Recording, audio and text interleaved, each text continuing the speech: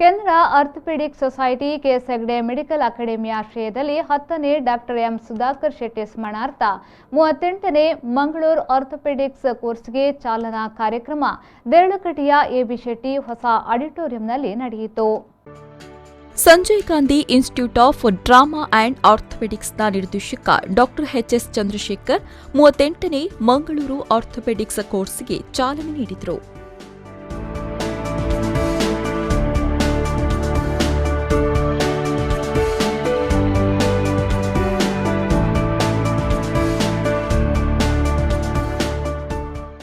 ನಂತರ ಮಾತನಾಡಿದ ಅವರು, ಆರ್ಥೋಪೆಡಿಕ್ಸ್ ವಿಶೇಷ ಕೋರ್ಸ್ಗಳಲ್ಲಿ ಸಂಶೋಧನಾತ್ಮಕ ವಿಚಾರಗಳಿಗೆ ಹೆಚ್ಚಿನ ಒತ್ತು ನೀಡಲಾಗುತ್ತಿದೆ.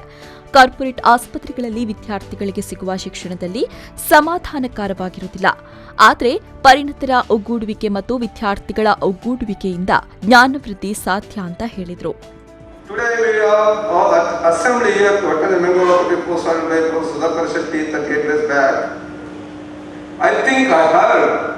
He started this program when he went to Bombay. He saw the program which is going on, PG teaching program. After seeing that, he got stimulated and he wanted to start such one program in Mangalore city in Karnataka and started this.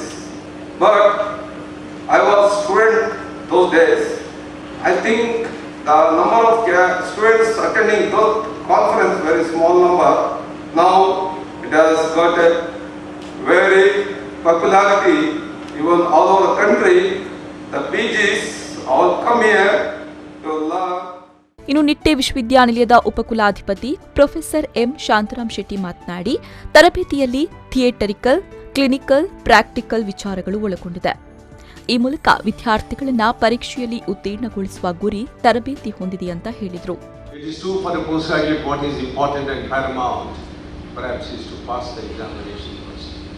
Knowledge comes, but unless you pass your examination, you cannot proceed further.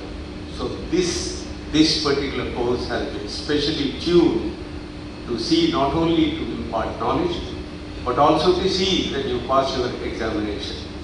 It is a comprehensive course which involves the theoretical aspects, which involves the clinical aspects, which involves the practical aspects.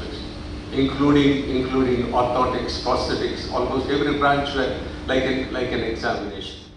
Nitte ವಿಶ್ವವಿದ್ಯಾನಿಲಯದ ಕುಲಪತಿ doctor Satish Kumar Bhandari ಶುಭ ಹಾರೈಸಿದರು. And I hope you will gain and you will be enlightened by latest developments in this particular field, and it will be really you will be carrying very pleasant memories and it will be very fruitful. I wish all success for this course. And thank you for giving me this opportunity to participate. ಕ್ಷೇಮ ವೈದ್ಯಕೀಯ ಕಾಲೇಜಿನ dean doctor PS Prakash, Canara orthopaedic society ಅಧ್ಯಕ್ಷ doctor Edward Nazareth ಮುಖ್ಯ ಅತಿಥಿಗಳಾಗಿದ್ದರು. Doctor Siddharth, doctor Latesh, doctor Lawrence Mathias ಉಪಸ್ಥಿತರಿದ್ದರು.